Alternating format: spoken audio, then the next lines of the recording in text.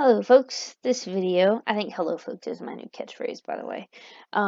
This video is the second page of your study guide. So just to break it up into two so you don't have to search for everything that you need. So here we go. Number 16 says solve triangle ABC given A is 33 degrees, C is 29 degrees, and B is equal to 41. Round to the nearest tenth when necessary. This is the second part of chapter 5. I'm not giving you a right triangle. So you cannot make any assumptions there unless I use a word like hypotenuse or whatever. So it doesn't matter how you draw your triangle as long as you label it correctly. So it says angle A is 33 degrees. Angle C is 29 degrees.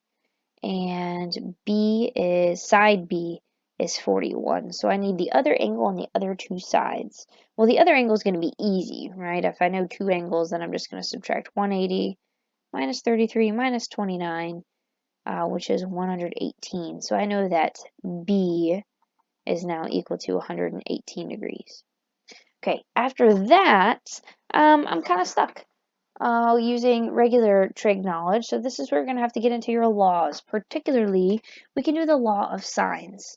So if you recall, the law of sines says that B over the sine of B must equal C over the sine of C.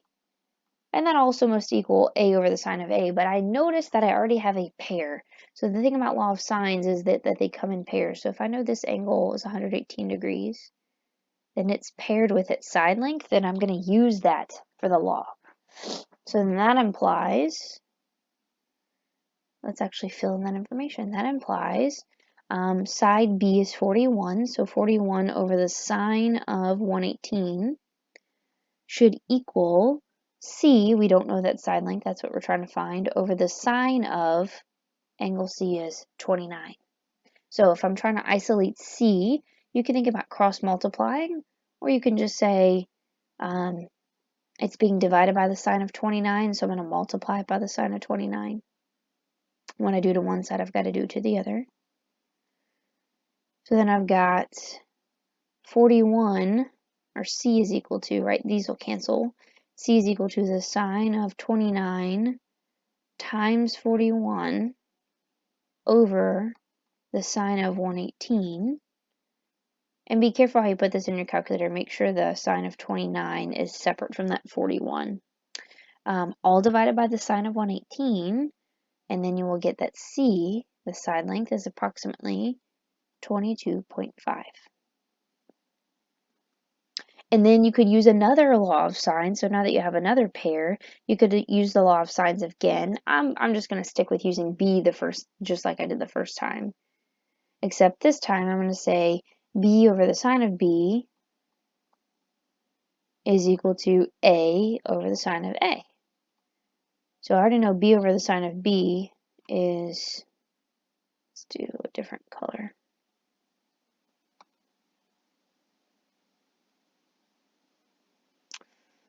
So that implies that 41 over the sine of 118 is going to equal, again, side length A is the last thing we're solving for, over the sine of angle A is 33 degrees.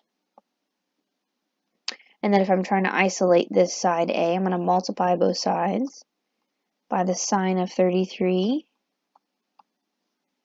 On the right-hand side, those sines of 33 cancel, leaving us with A is equal to the sine of 33 times 41 all over the sine of 118. And then for that, you should get approximately 25.3. For number 17, solve the triangle given this information. And again, if you'd like, you could draw a picture. So I've got triangle ABC, and it tells us side length A, so opposite angle A is 5, B is 7, C is 10. Again, I don't have a ton of information here. It's not a right triangle, so I can't just use like trig ratios. So I've got to use the law of sines requires angles, right? And in one ratio, I can only have one unknown to try to solve for something. So I don't have any angles, which will then bring us to the law of cosines. The law of cosines states, and you could choose any of the laws of cosine. I just chose the one that's going to solve for angle A first, but it really doesn't matter. So the law of cosine states a squared is equal to b squared plus c squared minus 2 bc times the cosine of angle A. And now I'm going to substitute in my numbers. So now I have a squared is going to be, 5 squared.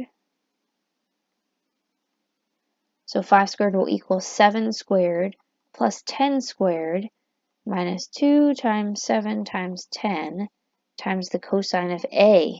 And so you've got to clean this up a little bit. The goal is to isolate A, or essentially cosine of A first.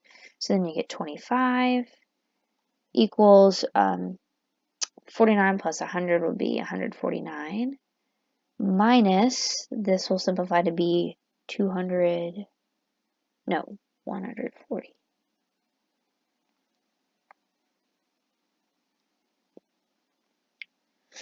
So 149 minus 140 times the cosine of A. And then if I subtract 149 from both sides, then I get negative 124 equals negative 140 cosine of A. And then if I divide both sides by negative 140, then I get that the cosine of A, well, let's just say 0.8857 is equal to the cosine of A. Now, in order to get A alone, I need to get rid of that cosine function. So I'm going to take the cosine inverse of both sides. So on the right-hand side, that cancels. On the left-hand side, that's going to be cosine inverse of that weird, crazy long decimal. And actually, that one's not, I don't think that one's infinitely long. Either way, you can hit the second negative button to enter in whatever decimal that you got prior. And then when you do that, you should end up with angle A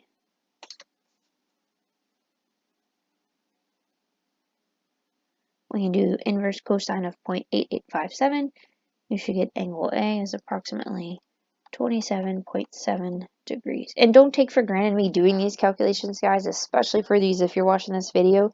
Make sure your calculator is out and you're, typing this stuff in, making sure that you're comfortable getting it yourself. So yeah, I've got angle A is 27.7. Great, but that's not enough. I have 2 more angles to find, so I'm going to use another law of cosines. This time I'm just going to use it to find angle B. But that law is going to say that b squared equals a squared plus c squared minus 2ac times the cosine of b. So it's going to be 7 squared equals 5 squared plus 10 squared minus 2 times 5 times 10 times the cosine of b. So that'll be, once you subtract, I'm going to skip a few steps here because I don't have a ton of room. So we got 49. Once you subtract that 125, you'll get a negative 76 is equal to, this will simplify to be negative 100 times the cosine of b. Divide both sides by negative 100, then you get 0.76 equals the cosine of b. And then again, in order to extract b, I'm going to take the inverse cosine of both sides. So then I get cosine inverse of 0.76 is equal to b, and therefore angle B should be approximately 40.5 degrees. And then angle C will be easy to find, right? Oh, if we know 2, we just subtract from 180, so 180 minus 27.7 minus 40.5 gives us angle C, which is be about 111.8 degrees. Number 18, determine the number of possible solutions for each triangle. possible solutions. So I don't want you to solve, I just want to know how many, 0, 1, or 2. Remember, I'm going to give you a little reference chart for the ambiguous cases for the law of signs. That's what this is, for you to reference. So the first one, the first thing you need to do for each of these is look at the angle that you're given. So in this case, the angle is 42 degrees. That's going to tell you which case you're going to look at. So since I have an acute angle, I'm going to be looking at case 1. In case 1, the first thing you're going to do is you're going to compare side length A to side length B. Now remember, A is technically your given numbers, right? But my given, or the initial value I'm starting with, is angle A anyway. So when I compare A to B, I notice that 22 is greater than 12. So therefore, if it is greater than 12, using your chart, that implies that there's one solution. The second one, I've got a 110 degree angle. It's obtuse, so we're going to look at case 2. In case 2, when you compare A and B, and again, it's not really A and B, like in this case, we have A and C, but regardless, I've got a scenario where, so we've got 4 is equal to 4. So this falls under the scenario that A is less than or equal to B, which when that happens, we have no solution. And remember, intuitively, if you were to try to draw a sketch of this triangle, you have an obtuse angle and the other two sides are going to be the same. There's no way that you can complete the triangle that way too. So even for these questions, you could try to draw me a sketch to help prove your case. Lastly, I've got a 58 degree angle. So it's acute, so we're looking at case 1. And in case 1, what we need to do is we need to compare side A to B times the sine of A. And we're trying to figure out, is this greater than, less than, or equal to? Well, we already know side A is 4.5. B times the sine of A is going to be 5 times the sine of 58 degrees. And then we can say, okay, well, we know 4.5 is greater than, when you type this in your calculator, you get 4.24. And if that happens, if it's greater than, then you get 2 solutions. 2 solutions. Okay, now using your law of signs and being careful for any ambiguous cases, going to bring us to 19 and 20. So for number 19, it says find all solutions for each triangle. If no solution exists, write none. So the first thing we're going to do again is figure out how many solutions should we be looking for. Well, here I've got an obtuse angle, so I'm looking at case 2. And in case 2, we're just comparing the sides A and B, or in this case A and C. And we're at a point where 32 is greater than 20. So when that happens, we'll just have one solution. One solution. Okay, so knowing that, we need to find what is that one solution. So to solve each triangle, I'm already given 2 sides and an angle, so I need to find the other 2 angles and a side. I'm going to jump in by using the law of signs here, and I'm going to say that A over the sine of A, again, remember I have that pair, so you definitely want to start with that, is equal to, the only other information I know is C over the sine of C. So that implies side length A is 32 over the sine of 112 will equal 20 over the sine of C. So if I'm trying to isolate C, I can go ahead and cross multiply. Let me move my work up here. And when I cross multiply, we get 32 times the sine of C is equal to 20 times the sine of 112. And then to isolate the sine of C, I'm going to divide both sides by 32. So then I get the sine of C is equal to, when you type this expression into your calculator, you're going to get some kind of crazy decimal, which for the sake of writing this on the paper, we're going to round. But in your calculator, I would keep that value. You're going to get about 0.579. So then to isolate c, if I go ahead and take the sine inverse of both sides, then it cancels with the sine, and then c will be sine inverse of 0.579, which is going to be approximately 35.4 degrees. And if that's 35.4 degrees, you already know angle A is 112 degrees. Then when I subtract angle A and angle C from 180, I get angle B, which would be about 32.6 degrees. And then we just need to go find side B to finish the triangle. So again, you can use either your A or your C ratio. I'm just going to use A again to say A over the sine of A, so it'll be 32 over the sine of 112 is equal to, remember I'm trying to solve for side length B, so I want to use B over the sine of angle B was 32.6. And then if I'm trying to solve for the side length B, you can cross multiply if you want, but again, just to isolate that, all I have to do is get rid of the sine of 32.6 on both sides, leaving me with B is equal to 32 times the sine of 32.6, all divided by the sine of 112, which will give us a side length of approximately 18.6. Number 20. First thing we're going to do is look at our angle. We have a 25-degree angle, so when we're looking at case 1, we're going to compare first of all the side lengths. So we see that A is greater than B, so when that happens, we're actually comparing A, we're comparing that to, excuse me, where are we? Oh, we're comparing that to B times the sine of A. So then I get 125. And I don't know what's going to go here, so I'm going to leave that blank for now. B is 150 times the sine of A is 125.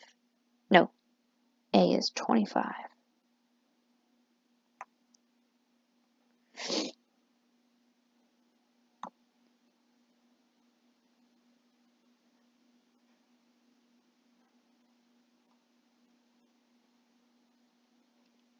$150 times the sine of the angle is 25 degrees, the side is 125.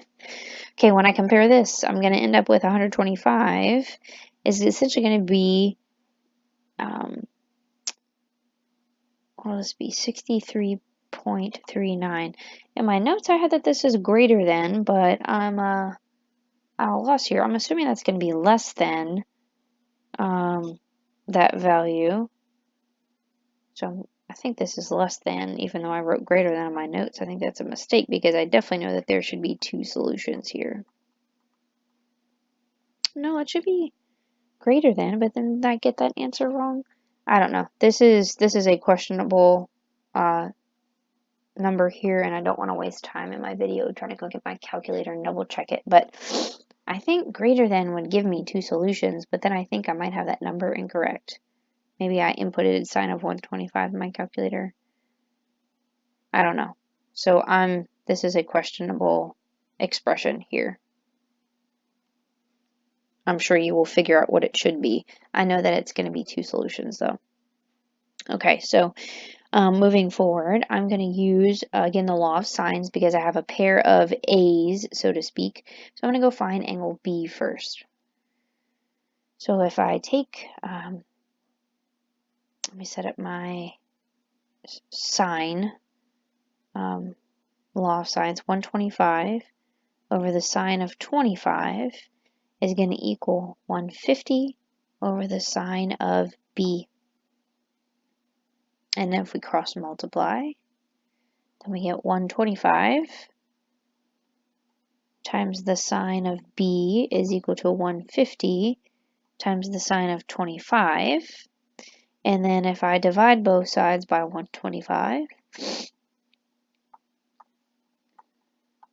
if I type that expression in my calculator, then I get that the sine of B is equal to 0.507. So then if I take the inverse sine of both sides, you will get that B is approximately 30.5 degrees. Okay, and this is, remember, this is part of solution 1, is this part of angle B. Now we're not done with solution 1, we still have to go find the C's. So in this case, because they give us A's and 1 B, then the C's are dependent on everything else. And that's important for what's about to come up next. So C, I know, if I have angle B and angle A, if I subtract those from 180, I'm going to get that angle C is approximately 124.5 degrees. And then if I set up a law of sines again to find side C, I can do 125 over the sine of 25 is equal to C over the sine of angle C is 124.5. If I multiply both sides by 124.5, or the sine of 124.5, then I'm going to get side length C is approximately 243.8. So these three answers are going to be solution 1. Solution 1. To get to solution 2, you have to remember the whole point of doing this was that the sines, the issue is that in the first and the second quadrant, I have two angles that have the same sine, that have the same y value. So remember what I said earlier, that C's depend, in this case, because we're given A's and B's in the question, the C angle and side depends on everything else. Therefore, I'm going to hold off on C's until the end, and I'm going to use, all right, I need to erase some of this now, I need some space. Well, maybe not. I've got this extra space over here, I'll be okay. I'm going to, angle B is going to be the one that we're going to change, so to speak. So in solution 1, angle B was acute, it was 30.5. Therefore, in solution 2 is the other scenario in which angle B is obtuse. So in order to get that, I'm going to subtract 180 minus 30.5, which implies that angle B, the other option, is for it to be about 149.5 degrees.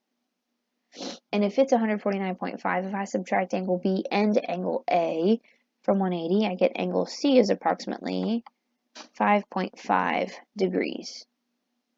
And then lastly, I'm going to find side C. So I'm going to set up, again, I can use A's, right? So I'm going to set up 125 over the sine of 25 is equal to C over the sine of 5.5. And if I multiply both sides by the sine of 5.5, then I get C is approximately, well, let's see, C would be 125 times the sine of 5.5 all over the sine of 25, which is approximately 28.3. So these three here in red are going to be solution 2. So again, in order to get from solution 1 to solution 2, whatever angle you solved for first, using your given information, in this case it was angle B, you subtract that from 180 to get the other option of it being obtuse or acute, and then continue solving. Number 21, the McDougals plan to fence a triangular parcel of their land.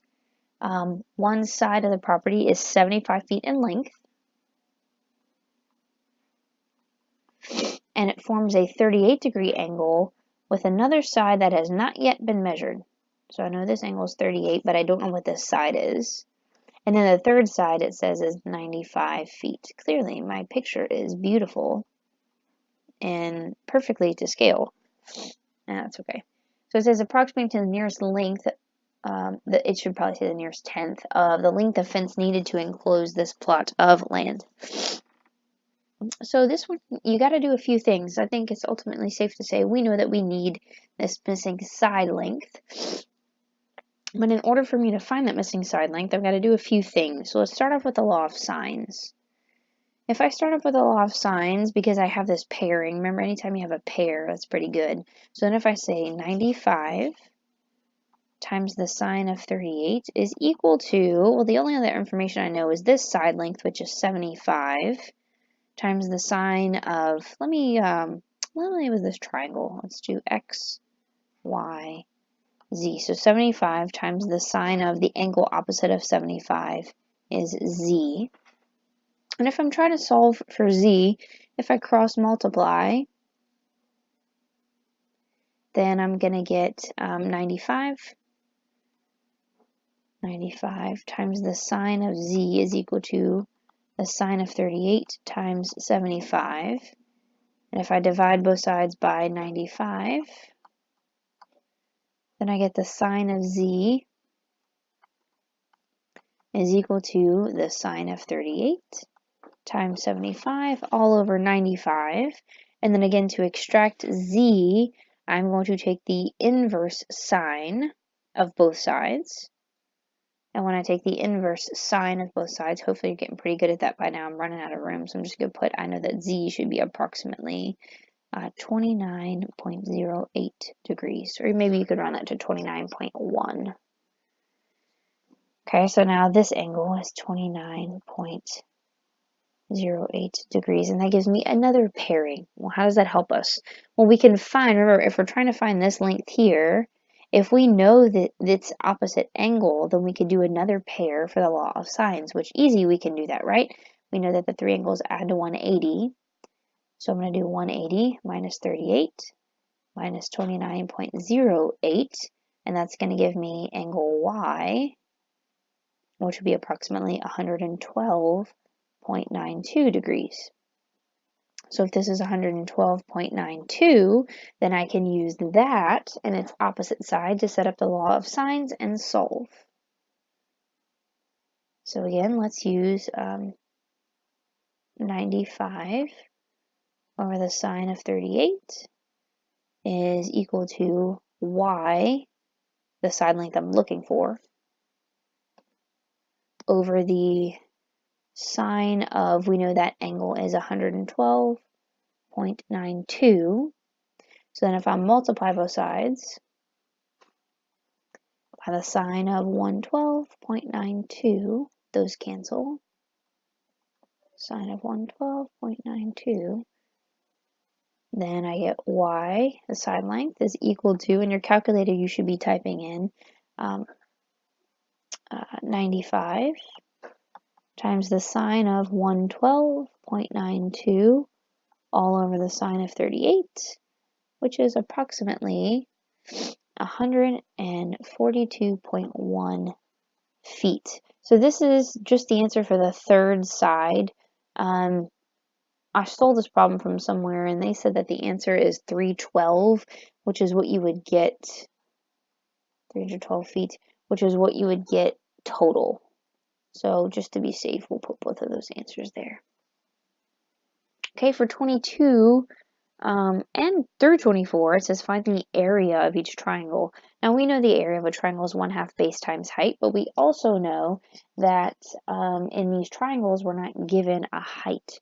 So we're going to be using some funky area formulas to solve for the area. So for 22, basically, look at the information you have. If you're going to use an area formula, the idea is that you want, I'm going to say one of each variable, A, B, C. You need two sides and you need an angle, which you do have, because the area formula that we're going to be using, remember we use K for area, so as not to confuse A with angle A, is 1/2 AC times the sine of B.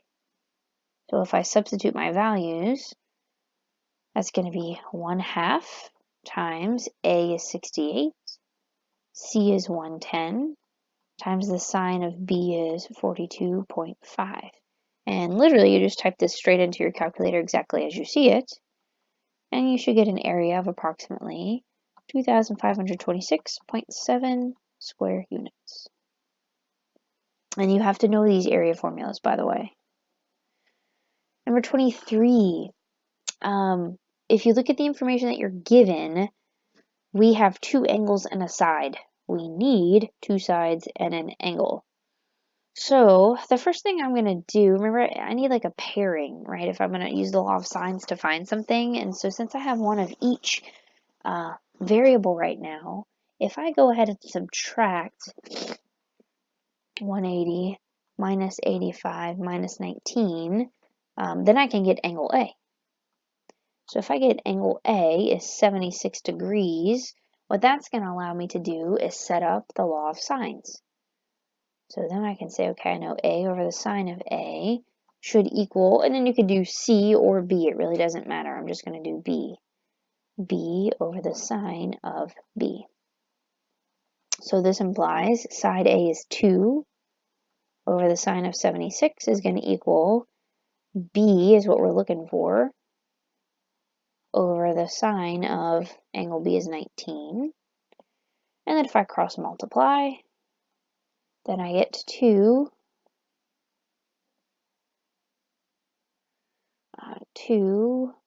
times the sine of 19 is equal to the sine of 76 times B. Oh, I didn't have to do this, did I?